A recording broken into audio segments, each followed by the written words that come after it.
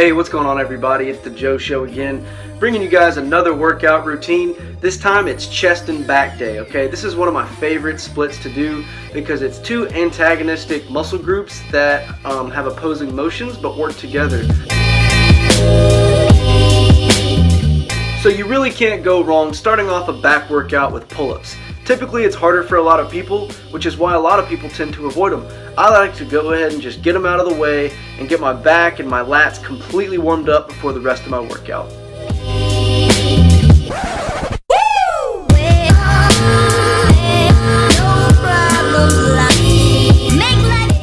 The bench press is going to be your main compound movement to just lift a lot of weight. That's the whole idea.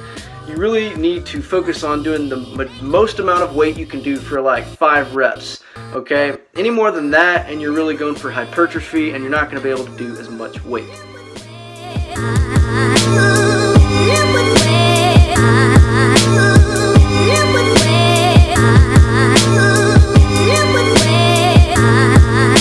So next up we have the lat pull down. This is going to be your isolation exercise for your vertical pulling movements.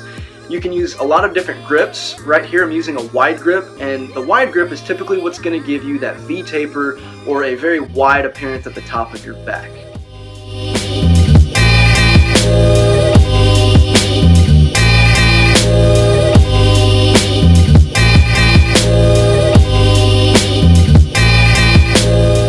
So I superset the lat pull down with some dumbbell incline presses.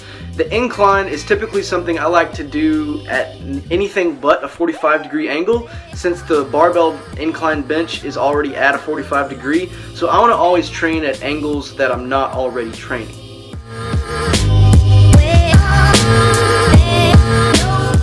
For all of these exercises, they can be done either superset together or not. It really just depends on how crowded your gym is.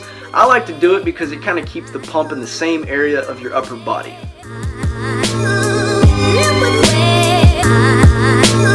So this next exercise is one of the most dynamic exercises you can do for your chest and your back.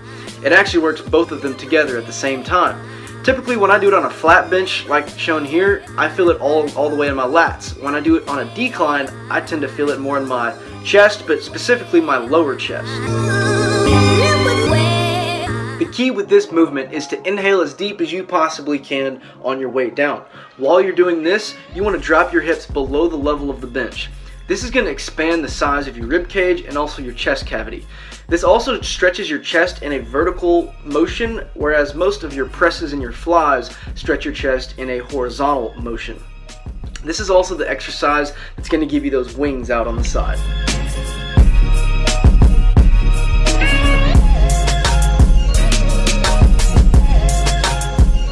The seated cable row is one of my all-time favorite back exercises because you can really feel the squeeze when you come all the way back.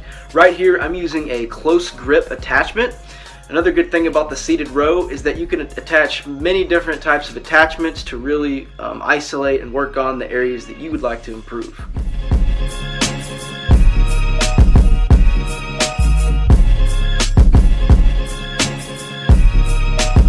Next up is the cable crossover done on the free motion machine.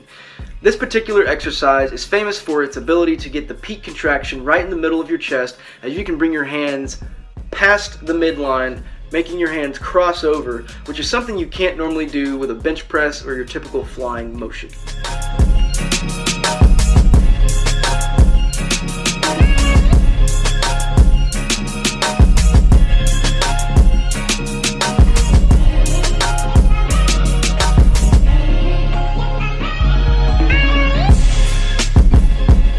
Last, I ended the workout with some bent over barbell rows done with an underhanded grip.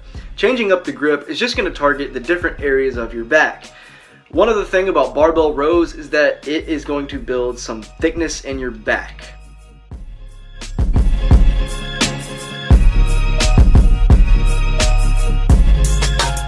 So that's all I got for y'all this time. Don't forget to comment below if you liked what you saw or you got some questions. And don't forget to like and subscribe. I'll see you next time.